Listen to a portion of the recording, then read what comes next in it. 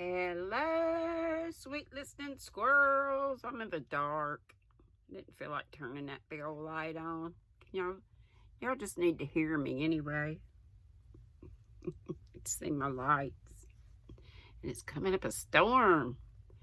And this chapter is a strange title. I don't think I told y'all last time. I don't remember it. Chapter 16, Bread and Buttonholes. What in the world is my girl thinking about all alone here with such a solemn face? Asked Dr. Alec, coming into the study one November day to find Rose sitting there with folded hands and a very thoughtful aspect. Uncle, I want to have some serious conversation with you if you have time, she said, coming out of a brown study as if she had not heard his question. I'm entirely at your service and most happy to listen, he answered in his politest manner, for when Rose put on her womanly little airs, he always treated her with a playful sort of respect that pleased her very much. Now, as he sat down beside her, she said very soberly, I've been trying to decide what trade I would learn, and I want you to advise me. Trade, my dear? And Dr. Alec looked so astonished that she hastened to explain. I forgot that you didn't hear the talk about it up at Cozy Corner. You see, we used to sit under the pines and sew and talk a great deal, all the ladies I mean, and I liked it very much. Mother Atkinson thought that everyone should have a trade, or something to make a living out of, for rich people may grow poor, and poor people have to work. Her girls were very clever and could do ever so many things, and Aunt Jessie thought the old lady was right. So when I saw how happy and independent those young ladies were, I wanted to have a trade, and then it wouldn't matter about money, though I like to have it well enough. Dr. Alec listened to this explanation with a curious mixture of surprise, pleasure, and amusement in his face, and looked at his little niece as if she had suddenly changed into a young woman. She had grown a good deal in the last 6 months, and an amount of thinking had gone on in that young head which would have astonished him greatly could he have known it all. For Rose was one of the children who observe and meditate much, and now and then nonplus their friends by a wise or curious remark. I quite agree with the ladies, and shall be glad to help you decide on something if I can, said the doctor seriously. What do you incline to? A natural taste or talent is a great help in choosing, I haven't any talent or any especial taste that I can see, and that is why I can't decide, Uncle. So I think it would be a good plan to pick out some very useful business and learn it, because I don't do it for pleasure, you see, but as a part of my education, and to be ready in case I'm ever poor, answered Rose, looking as if she rather longed for a little poverty so that her useful gift might be exercised. Well, now, there is one very excellent, necessary and womanly accomplishment that no girl should be without, for it is a help to rich and poor, and the comfort of families depends upon it. This fine talent is neglected nowadays and considered old-fashioned, which is a sad mistake, and one that I don't mean to make in bringing up my girl. It should be a part of every girl's education, and I know of a most accomplished lady who will teach you in the best and pleasantest manner. Oh, what is it? Cried Rose eagerly, charmed to be met in this helpful and cordial way. Housekeeping, answered Dr. Alec. Is that an accomplishment? Asked Rose, while her face fell, for she had indulged in all sorts of vague, delightful dreams.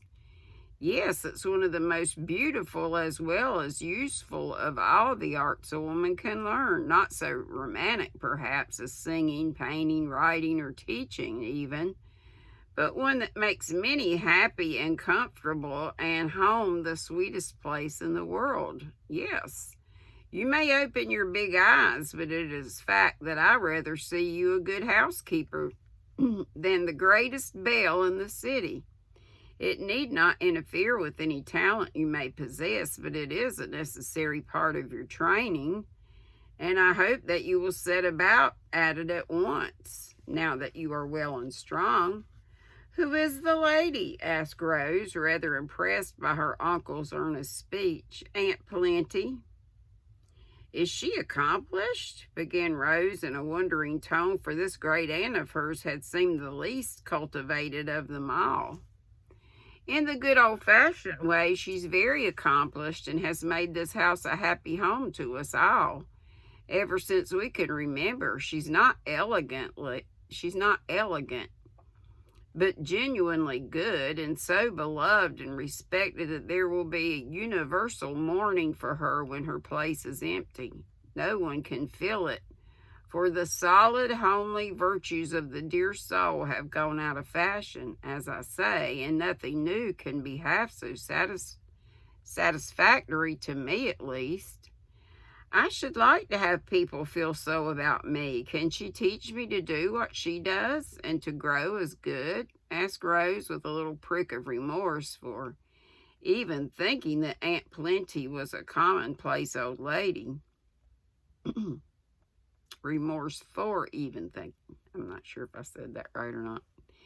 Yes, if you don't despise such simple lessons as she can give, I know it would fill her dear old heart with pride and pleasure to feel that anyone cared to learn of her, for she fancies her day gone by. Let her teach you how to be what she has been, a skillful, frugal, cheerful housewife, the maker and keeper of a happy home, and by you will see what a valuable lesson it is. I will, Uncle, but how shall I begin? I'll speak to her about it. Excuse me. I'll speak to her about it, and she will make it all right with Dolly, for cooking is one of the main things, you know. So it is. I don't mind that a bit, for I like to mess, and used to try at home, but I had no one to tell me, so I never did much but spoil my aprons. Pies are great fun, only Dolly is so cross. I don't believe she will ever let me do a thing in the kitchen. Then we'll cook in the parlor. I fancy Aunt Plenty will manage her, so don't be troubled. Only mind this, I'd rather you learned how to make good bread than the best pies ever baked. When you bring me a handsome, wholesome loaf entirely made by yourself, I shall be more pleased than if you offered me a pair of slippers embroidered in the very latest style. I don't wish to bribe you, but I'll give you my heartiest kiss and promise to eat every crumb of the loaf myself.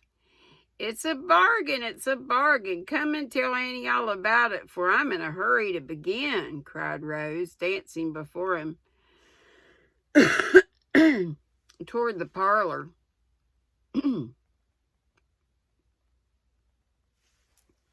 Where Miss Plenty sat alone, knitting contentedly.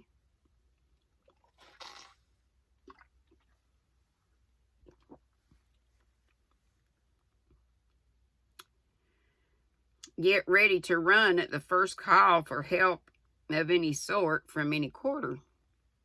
No need to tell how surprised and gratified she was at the invitation she received to teach the child the domestic arts, which were her only accomplishments, nor to relate how energetically she set about her pleasant task. Dolly dared not grumble, for Miss Plenty was the one person whom she obeyed, and Phoebe openly rejoiced, for these new lessons brought Rose nearer to her and glorified the kitchen in the good girl's eyes. To tell the truth, the elder aunts had sometimes felt they did not have quite their share of the little niece who had won their hearts long ago and was the sunshine of the house. They talked it over together sometimes, but always ended by saying that as Alec had all the responsibility, he should have the larger share of the dear girl's love and time, and they would be contented with such crumbs of comfort as they could get.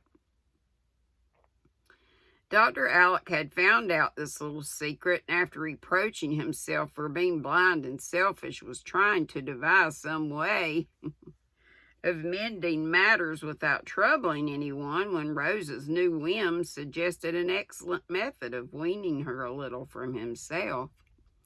He did not know how fond he was of her till he gave her up to the new teacher, and how often could not resist peeping in at the door to see how she got on, or stealing sly looks through the slide when she was deep in dough, or listening intently to some impressive lecture from Aunt Plenty.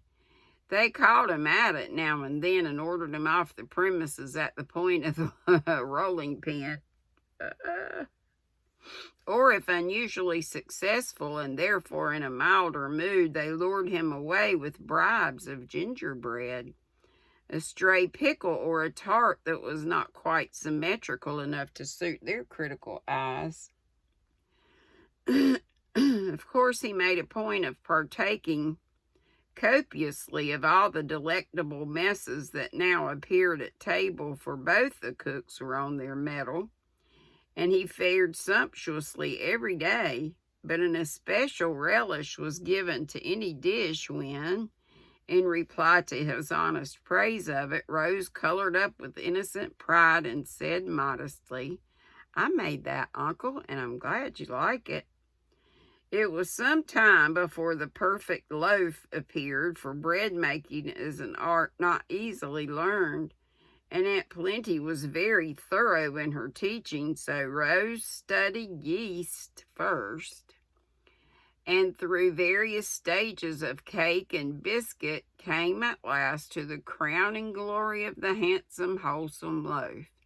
It appeared at tea time on a silver salver, S-A-L-V-E-R, proudly borne in by Phoebe, who could not refrain from whispering with a beaming face as she set it down before Dr. Alec, "Ain't it just lovely, sir?" "It is a regularly splendid loaf. Did my girl make it all herself?" he asked, surveying the shapely, sweet-smelling object with real interest and pleasure. "Every particle herself, and never ask a bit of help or advice from anyone," answered Aunt Plenty, folding her hands with an air of unmitigated satisfaction, for her pupil certainly did her great credit. "I've had so many failures and troubles that I really thought I never should be able to do it alone. Dolly let one splendid batch burn up because I forgot it. She was there and smelt it, but never did a thing, for she said when I undertook to bake bread, I must give my whole mind to it. Wasn't it hard? She might have called me at least," said Rose, recollecting with a sigh the anguish of that moment. "She meant you should learn by experience, as Rosamond did in that little affair of the purple jar, you remember? I always thought it very unfair in her mother not to warn the poor thing a little bit, and she was regularly mean when Rosamond asked for a bowl to put the purple stuff in. And she said in a provoking way, 'I did not agree to lend you a bowl, but I will, my dear.' I always want to shake that hateful woman, though she was immoral, Mama." "Never mind her now, but tell me all about my loaf," said Dr. Alec, much amused at Rose's burst of indignation. "There's nothing to tell, Uncle, except that I did my best, gave my mind to it, and sat watching over it all the while it was in the oven till I was quite baked myself. Everything went right this time, and it came out a nice round crusty loaf, as you see. Now taste it and tell me if it's as good as well as handsome." Must I cut it? Can't I put it under a glass cover and keep it in the parlor as they do wax flowers and fine works of that sort? What an idea, Uncle. It would mold and be spoilt. Besides, people would laugh at us and make fun of my old-fashioned accomplishment. You promised to eat it, and you must, not all at once, but as soon as you can, so I can make you some more. Dr. Alex solemnly cut off his favorite crusty slice. You think it's going to be good? I'm thinking not, but I don't know. We'll see. Solemnly ate it, then wiped his lips, and brushing back Rose's hair, solemnly kissed her on the forehead, saying heartily, "My dear, it is perfect bread. And you are an honor to your teacher. When we have our model school, I shall offer a prize for the best bread, and you will get it." "I've got it already, and I'm quite satisfied," said Rose, slipping into her seat and trying to hide her right hand, which had a burn on it.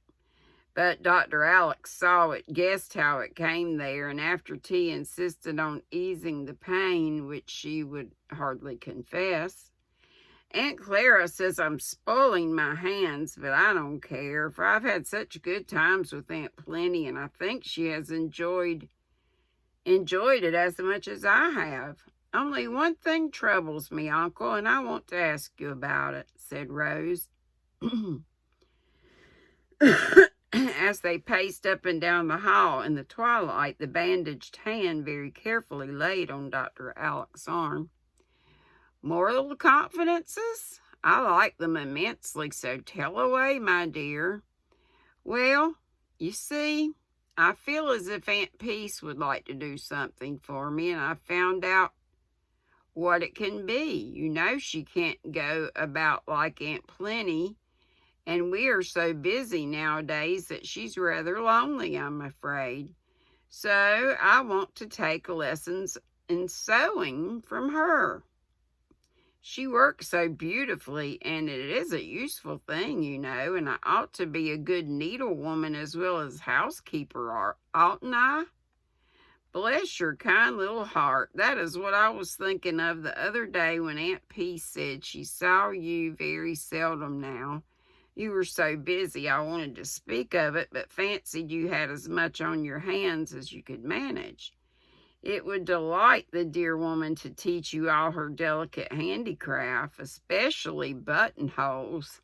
So we got bread and buttonholes. Oh, every time I read the vibration makes my nose itch. So I have a big nose. Got the Van Hoysch Nozola. Ooh. Blah, blah, blah, blah. Buttonholes, for I believe that is where young ladies fail. At least I've heard them say so. So, do you devote your mind to buttonholes? Make 'em all over my clothes if you want something to practice on. I'll wear any quantity. Rose laughed at this reckless offer, but promised to attend to that important branch, though she confessed that darning was her weak point, whereupon Uncle Alex engaged to supply her with socks in all stages of dilapidation, and to have a new set at once so that she could run the hills for him as a pleasant beginning. She could run the hills for him. Okay. Then they went up to make their requests in due form, to the great delight of gentle Aunt Peace, who got quite excited with the fun that went on while they would yarn, looked up darning needles, and fitted out a nice little mending basket for her pupil. Very busy and very happy were Rose's days now, for in the morning she went about the house with Aunt Plenty, attending to linen closets and storerooms, pickling and preserving, exploring garret and cellar to see that, pickling and preserving, exploring garret, see that I was right, and learning in the good old-fashioned manner to look well after the ways of the household. In the afternoon, after her walk or drive, she sat with Aunt Peace plying her needle, while Aunt Plenty, whose eyes were failing, knitted and chatted briskly, telling many a pleasant story of old times, till the three were moved to laugh or cry together, for the busy needles were embroidering all sorts of bright patterns of the lives of the workers, though they seemed to be only stitching cotton and darning hose. It was a pretty sight to see the rosy-faced little maid sitting between the two old ladies, listening dutifully to their instructions, and cheering the lessons with her lively chatter and blithe laugh. If the kitchen had proved attractive to Dr. Alec when Rose was there at work, the sewing room was quite irresistible, and he made himself so agreeable that no one had the heart to drive him away, especially when he read aloud or spun yarns. "There, I've made you a new set of warm nightgowns with 4 buttonholes in each. See if they're not neatly done," said Rose. Said Rose one day, some weeks after the new lessons began, "even to a thread, and nice little bars across the end so I can't tear them when I twitch the buttons out." "Most superior work, ma'am, and I'm deeply grateful, so much so that I'll sew on these buttons myself and save those tired fingers from another prick." "You sew them on?" cried Rose with her eyes wide open in amazement. "Wait a bit till I get my sewing tackle, and then you shall see what I do."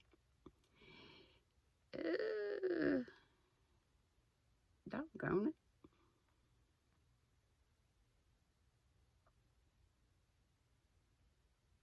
Something's missing. Oh, hang on.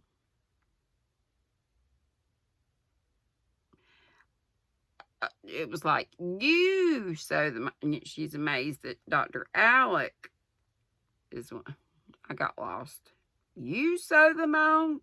So that's how it should have been. "Can he really?" asked Rose of Aunt Peace as Uncle Alec marched off with a comical air of importance. "Oh, yes. I taught him years ago before he went to sea, and I suppose he has had to do things for himself more or less ever since. So he has kept his hand in." He evidently had, for he was soon back with a funny little work bag, out of which he produced a thimble without a top, and having threaded his needle, he proceeded to sew on the buttons so handily that Rose was much impressed and amused. "I wonder if there's anything in the world that you cannot do," she said in a tone of respectful admiration. "Well, there are 1 or 2 things I'm not up to yet," he answered with a laugh in the corner of his eye as he waxed his thread with a flourish. "I should like to know what." "Bread and buttonholes, ma'am." And that's it for chapter 16. Chapter 17 is called Good Bargains. I'm sitting here messing with, and I'm not scratching my nose. Remember these big old things? Got Crystal's favorite colorway. I love it too. I got the peach party and this one. And then I gave my sissy one with some blue and different colors in it. Maybe reds. And I've forgotten what that one is. I had a nice visit with my sissy, Miss Teresa Patton, this morning. We only live about 25-30 minutes away from each other. So I think I stayed about, I don't know, maybe 2 hours or close to it. Oh, we had a nice little chat, and I gave her some goodies, and she had made me some goodies, and had some wool yarn that she can't use. She's allergic. Love this yarn. And I need to make this with it. That's the little gal I won the yarn from. If y'all hadn't checked out her channel, her name is Amy Kate Sutherland, and her channel is called The Graceful Tangle. Told y'all about it when I won those. Love this. I haven't had too many Knit Pick yarns. This is Knit Picks or We Crochet. 68 baby alpaca and 32 Peruvian Pima cotton. It feels so good. Kindred. And the color is cactus. So, I need to make something with those. One of these days. Got so much going. I've been messing with this, that, and the third. And I went by Hobby Lobby today. I wasn't going to, but I just had to see about the clearance. And boy, do they have yarn on clearance. OMG. I did good because I couldn't do bad. Do not have the moolah and do not need it.